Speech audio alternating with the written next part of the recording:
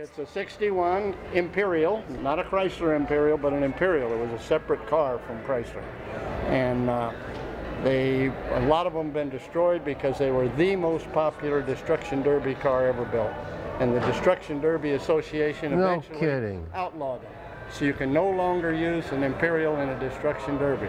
The only car to ever be outlawed. The frame on it is that wide and that thick, boxed all the way around. The bumper took 2 people to carry into our storage when we removed those. It's really a stout, stout car. So this is pre-unitized body for Chrysler? Oh yeah, separate body. Cool.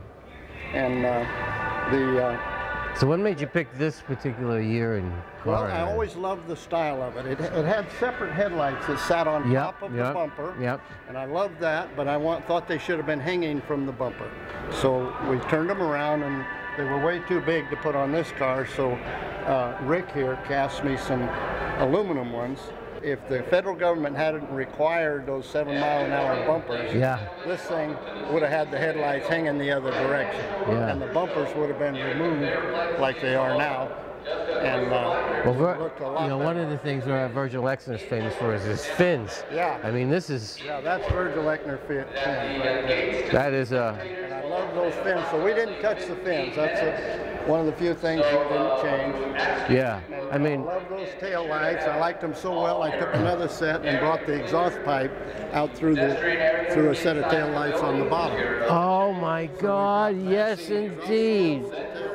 Make sure you have all your boxes and all your stuff ready to go. And then keep the aisles clear and gates. Spare tire in the trunk was an Imperial extra you could get, and I have 2 of them. When I built this one, I took 2 and put together. I stole the trunk off of the other Imperial because it had the spare tire.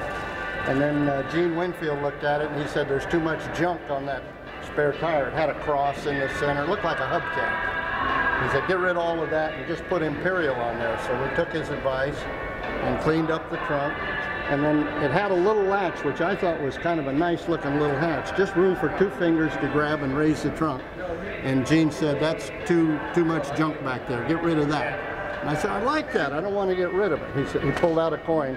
He said, okay, heads it goes, tails it doesn't. Flipped the coin, I lost, so we took it off. Wow, this car is awesome.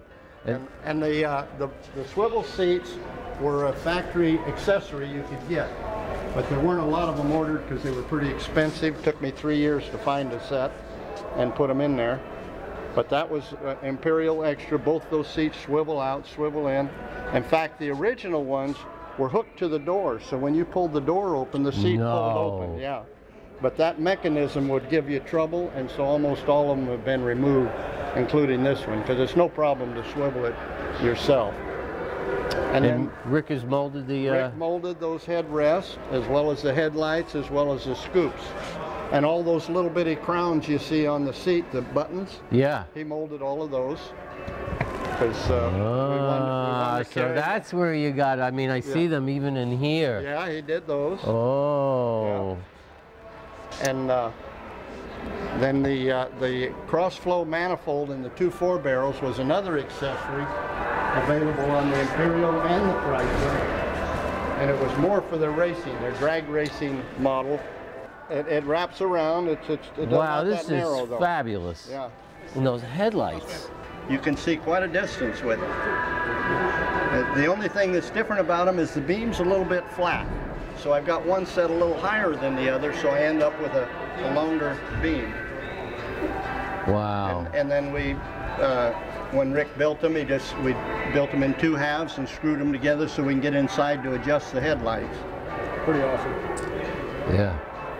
Good thinking. 2 halves. Our grills go clear back past the tires. They go till they hit the header.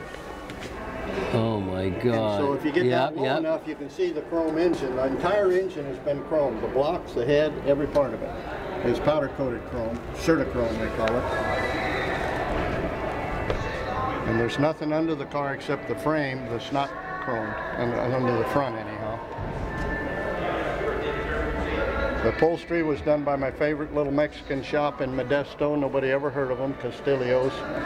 And he does really nice work. And when Gene saw me build it, he wanted me to go to some big name upholstery shop. So that's who has to do that. That's too nice to risk. I said, no, I'm going to go to my old favorite who's been doing my upholstery for years. And now the mirrors, there was only, Chrysler only came out with, or Imperial only came out with a left-hand mirror.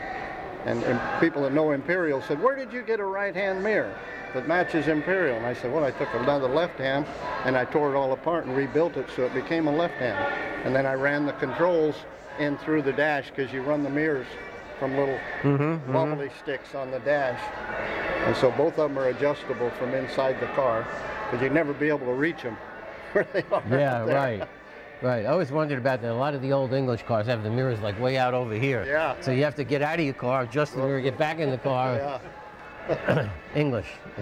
Yeah.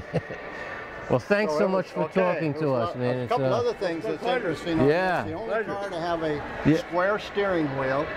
And at that time, there were several others that had push-button transmissions, but this So how is it driving the car with the square steering wheel? Do you go like this? You don't even notice it. Yeah. No, really? You have more leg room, and fat people can fit in there real nice. Ah, that's good. Thank you. You're welcome. Thank you very much. Thank you.